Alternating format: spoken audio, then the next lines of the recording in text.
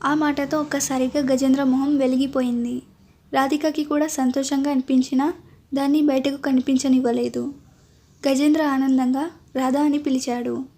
ఏంటయ్యా అంటూ వచ్చిన రాధతో స్వీట్స్ తెచ్చి అందరి నోరు తీపి చెయ్యి అని గజేంద్ర అంటూ ఉండగా పైనుంచి అనంతలక్ష్మిని తీసుకొని వస్తున్న రచన గజేంద్ర ఆనందాన్ని చూసి ఏమైంది డాడీ అంత ఆనందంగా ఉన్నారు అని అడిగింది. నువ్వు అత్తమ్మవి కాబోతున్నావమ్మా, చిన్న వదిన ప్రెగ్నెంట్ అని అన్నాడు గజేంద్ర. వావ్ గ్రేట్ న్యూస్ అని అక్షిత దగ్గరికి వెళ్ళి అక్షిత చేయి తన చేతిలోకి తీసుకొని కంగ్రాట్స్ వదిన అని ఎంతో ఆనందంగా చెప్పింది రచన. దాంతో వచ్చిరాని నవ్వు ఒకటి నవ్వి ఓకే నేను వెళ్ళి రెస్ట్ తీసుకుంటాను అని చెప్పి తన గదిలోకి వెళ్ళిపోయింది అక్షిత. అక్షిత ఫేస్లో ఏదో బాధ కనిపించడంతో ఏంటో అడిగి తెలుసుకుందామని అక్షిత వెనకే రూమ్లోకి వెళ్ళింది రచన. మరోవైపు పరుగున ఆఫీస్లోకి వెళ్ళి సీఈఓ రూమ్ డోర్ దగ్గరికి వెళ్ళి డోర్ తీయబోయాడు రిత్విక్. అది చూసిన అటెండర్ ఆగవయ్యా అని అరిచి రిత్విక్ దగ్గరికి ఫాస్ట్గా వెళ్ళి మేడం పర్మిషన్ లేకుండా ఆవిడ రూమ్లోకి వెళ్తున్నావేంటి అని అడిగాడు. దాంతో చిరాగ్గా ఫీల్ అయ్యి అది ఈరోజు నా జాయినింగ్ సార్, అపాయింట్మెంట్ ఆర్డర్ తీసుకుందామని అని అన్నాడు రిత్విక్. అపాయింట్మెంట్ ఆర్డర్ ఇచ్చేది సీఈఓ మేడం కాదు, చిన్న మేడం, ఆవిడ క్యాబిన్ రైట్ సైడ్లో ఉంది, వెళ్ళి అక్కడ అడుగు అని అటెండర్ చెప్పడంతో చిన్న మేడమా, ఈ ఆఫీస్లో నాకు తెలియని ఈ చిన్న మేడం ఎవరు అని అడిగాడు రిత్విక్. అక్కడికి వెళ్తే ఆవిడ ఎవరో నీకే తెలుస్తుంది, ముందు ఇక్కడ నుంచి కదులు, మేడం ఇక్కడ నిన్ను చూశారంటే కోప్పడతారు అని అన్నాడు అటెండర్. దాంతో సీరియస్గా అటెండర్ని చూసి అటువైపు నడిచాడు రిత్విక్. క్యాబిన్ దగ్గరికి వెళ్ళి పర్మిషన్ అడగకుండా లోపలికి వెళ్ళాడు రిత్విక్. ఫైల్లో మొహం పెట్టి సీరియస్గా ఫైల్ని స్టడీ చేస్తుంది ఆమె. ముందుకి వంగి ఉండడం వల్ల ఆమె హెయిర్ మొహం మీద పడి ఫేస్ రిత్విక్కి కనిపించడం లేదు. తను వచ్చి ఎంతసేపు అయినా ఆమె పట్టించుకోపోవడంతో ఎక్స్క్యూజ్ మీ మేడం అని పిలిచాడు రిత్విక్.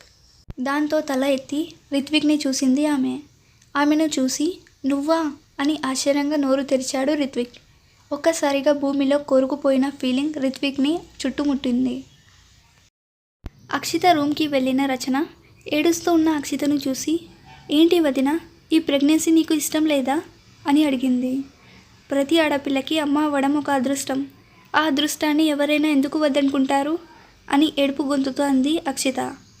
మరి ఆ కన్నీరు ఎందుకు వదిన అని అక్షిత పక్కన కూర్చొని ప్రేమగా ఆమె చేతిని తన చేతిలోకి తీసుకొని అడిగింది రచన. నన్ను భార్యగానే ఒప్పుకొని మీ అన్నయ్య ఇప్పుడు నాకు పుట్టబోయే ఈ బిడ్డని తన బిడ్డగా ఒప్పుకొని తండ్రిగా బాధ్యత తీసుకుంటాడా అని అడిగింది అక్షిత. 2 నిమిషాలు అక్కడ మౌనం రాజ్యం వెళ్ళింది. కలలో కూడా అది జరగని పని అన్న వాయిస్ రావడంతో అటువైపు చూశారు రచన అండ్ అక్షిత. అక్కడ నిలబడి ఉన్న రితేష్ వీళ్ళని చూసి వంకరగా నవ్వు నవ్వి నువ్వు ప్రెగ్నెంట్ అనగానే నాకు సంతోషంగా అనిపించింది, ఎందుకంటే అది నా బిడ్డ అన్న నమ్మకం నాకుంది కాబట్టి, కానీ ఆ బిడ్డని భరించేంత విశాల హృదయం నాకు లేదు అని అన్నాడు రితేష్. ఆ మాటలు ముందే ఊహించినప్పటికీ కూడా రితేష్ నోటి నుంచి వస్తున్న ఆ మాటలు విని ఆమె గుండె ముక్కలు అయింది. తన ఫీలింగ్స్ అన్నీ దాచిపెడుతూ ఎందుకు ఒప్పుకోవు రితేష్ అని కోపంగా అడిగింది అక్షిత. ఎందుకంటే కొన్ని రోజుల తర్వాత నువ్వే నా లైఫ్లో ఉండవు, ఇంకా నీకు పుట్టే బిడ్డను నేనేం చేసుకోవాలి, పైగా ఆ బిడ్డ నా కళ్ళ ముందు తిరుగుతూ ఉంటే మర్చిపోవాలి అని అనుకున్న నీ చెత్త మొహం నాకు పదే పదే గుర్తు చేస్తుంది, నాకు అవసరమా ఆ టార్చర్ అని అన్నాడు రితేష్. మరి ఇప్పుడు ఏం చేద్దాం అని అడిగింది అక్షిత. ఏం చేద్దామని నన్ను అడుగుతావేంటి, అది నీ ఇష్టం అని అన్నాడు రితేష్. ఇష్టం అంటే ఈ బిడ్డతో నీకు సంబంధం లేదా అని అడిగింది అక్షిత. సంబంధం లేదు అని నేను అనడం లేదు, కానీ ఎటువంటి సంబంధం పెట్టుకోదలుచుకోలేదు అని చెప్తున్నా అని అన్నాడు రితేష్. అంటే ఇప్పుడు ఏం చేద్దామని నీ ఉద్దేశం అని అడిగింది అక్షిత.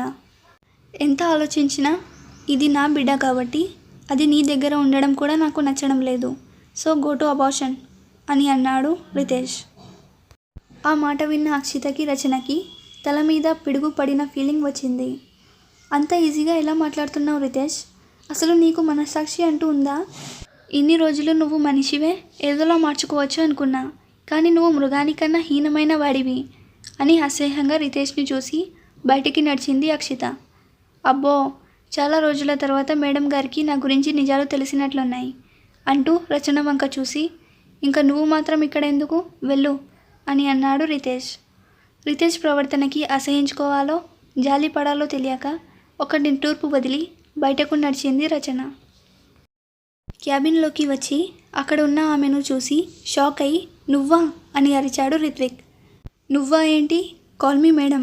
ఎవరి క్యాబిన్లోకి అయినా వచ్చే ముందు వాళ్ళ పర్మిషన్ అడగాలి అన్న మినిమం కామన్ సెన్స్ లేదా నీకు అని అరిచింది రీనా. అది కాదు రీనా, నువ్వు నా ఆఫీస్లో అని అంటున్న రిత్విక్తో ఆపు అన్నట్టు తన చెయ్యి చూపించి, సి మిస్టర్, ఇది నీ ఆఫీస్ కాదు. నన్ను ఈ company CEO Akshay madam appoint చేసింది. నీకు నాతో ఏమైనా పని ఉంటే ముందు బయటికి వెళ్ళి పర్మిషన్ తీసుకొని వచ్చి అప్పుడు చెప్పు, ఓకే అని అంది రీనా.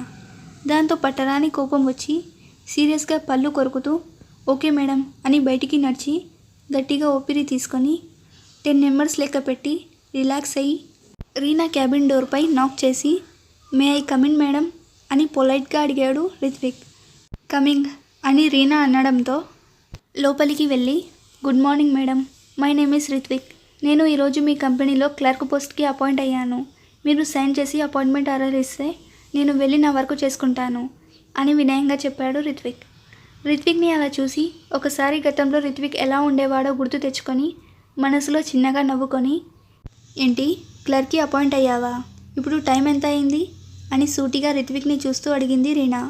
రిత్విక్ టైం చూసి 10 మేడం అని చెప్పాడు. అపాయింట్మెంట్ ఆర్డర్ తీసుకోవాల్సింది 9కి, నువ్వు వచ్చిందే 10కి. ఫస్ట్ రోజే టైం మెయింటైన్ చేయకపోతే తర్వాత నువ్వు అసలు ఆఫీస్కి వస్తావా అని అడిగింది రీనా.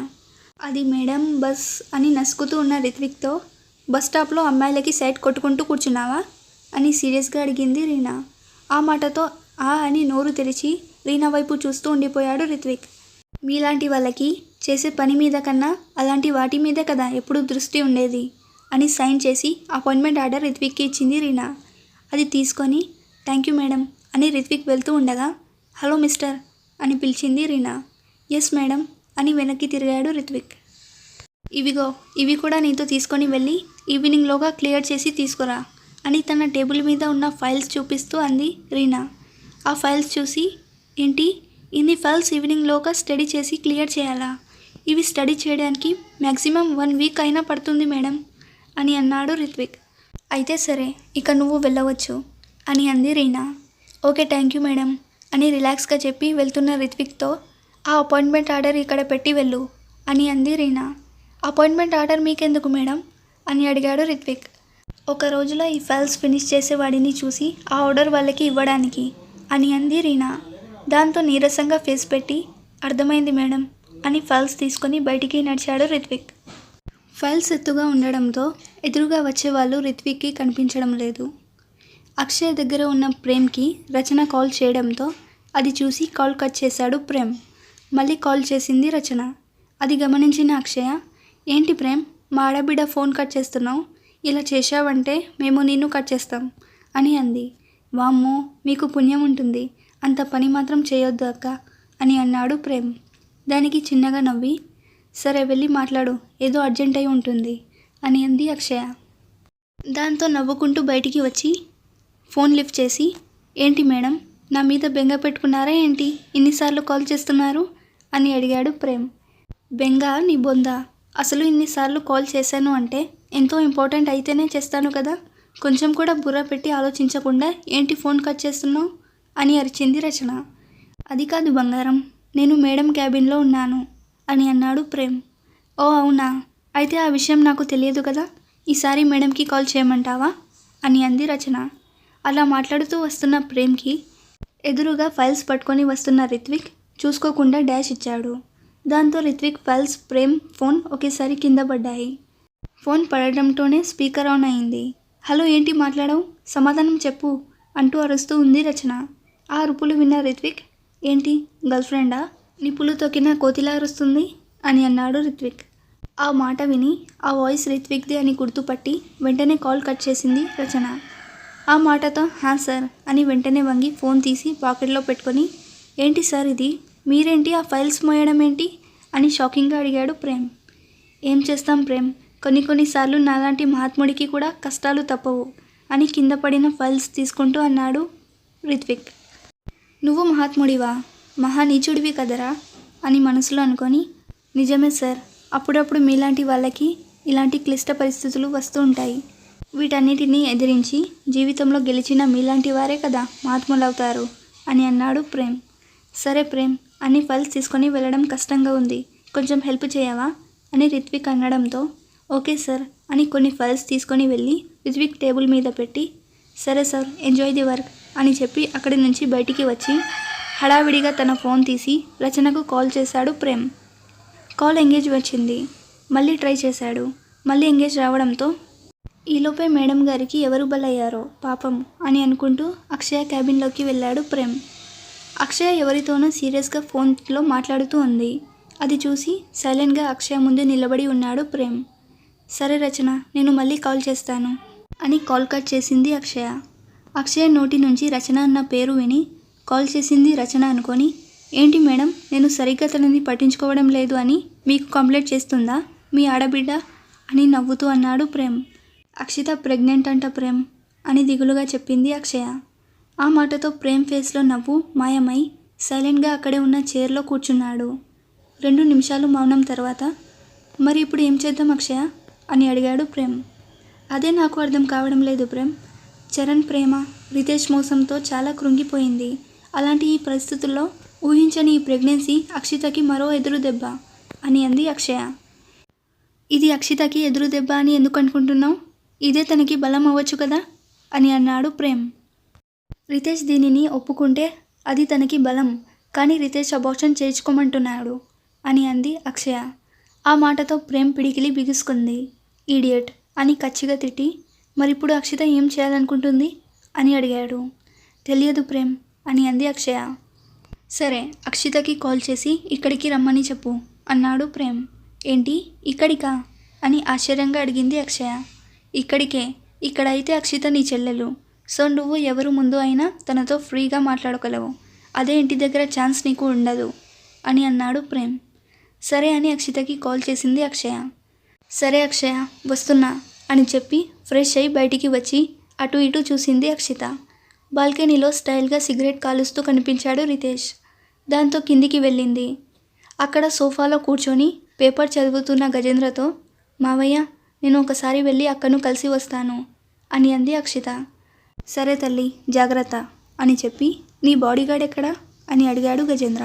ఏమో మావయ్య నాకు కనిపించలేదు అని సమాధానం చెప్పింది అక్షిత. మిస్టర్ రితేష్ అని గట్టిగా అరిచాడు గజేంద్ర. బాల్కనీలో హాయిగా సిగరెట్ కాలుస్తున్న రితేష్కి ఆ అరుపు వినిపించి చీ నా జీవితం, హాయిగా సిగరెట్ ఎంజాయ్ చేయడానికి కూడా లేదు అని తిట్టుకుంటూ కిందికి దిగాడు రితేష్. కింద అక్షిత గజేంద్ర సీరియస్గా ఉండడంతో అది చూసి ఎస్ సార్ ఎందుకు అరిచారు అని వినయంగా అడిగాడు రితేష్. నీ డ్యూటీ ఏంటి మిస్టర్ రితేష్ అని అడిగాడు గజేంద్ర. Bodyguard sir. అంటే అక్షిత మేడం ఎక్కడికి వెళ్తే అక్కడికి వెళ్ళి ఏ ఎదవా చూపు మీ ప్రిన్సెస్ మీద పడకుండా చూడాలి సార్ అని అన్నాడు రితేష్. రితేష్ మాటల్లో వ్యంగ్యం అర్థమై కోపంగా రితేష్ని చూసి అంతేకాదు ఇప్పుడు మేడం ప్రెగ్నెంట్, ఆమె కడుపులో ఈ భూపతి వంశ వారసుడు పెరుగుతున్నాడు కాబట్టి ఆమె కాలు కందకుండా జాగ్రత్తగా చూసుకోవాలి అని అన్నాడు గజేంద్ర. అంత పెద్ద పనులు ఆయనకు చెప్తారేంటి మావయ్య? అసలే ఆయన గారికి సిగరెట్ ఎంజాయ్ చేసేంత టైం కూడా ఉండదు, ఇంకా నన్నేం చూసుకుంటారు అని అంది అక్షిత.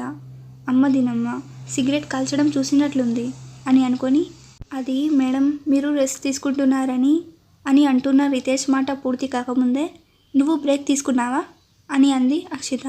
హా మేడం అన్నాడు రితేష్. సి మిస్టర్ రితేష్, నాకు స్మోకింగ్ అంటే ఎలర్జీ. నువ్వు డ్యూటీలో ఉన్నంతసేపు ఆ స్మోకింగ్ని దూరం పెట్టు, మళ్ళీ డ్యూటీలో స్మోక్ చేసావో అదే నీకు లాస్ట్ డే అవుతుంది అని వార్నింగ్ ఇచ్చి ముందుకు నడిచింది అక్షిత. మేడం చెప్పింది అర్థమైంది కదా, ఇకనైనా ఒళ్ళు దగ్గర పెట్టుకొని జాగ్రత్తగా నడుచుకో అని అన్నాడు గజేంద్ర. అలాగే సార్ అని అక్షతను ఫాలో అయ్యాడు రితేష్.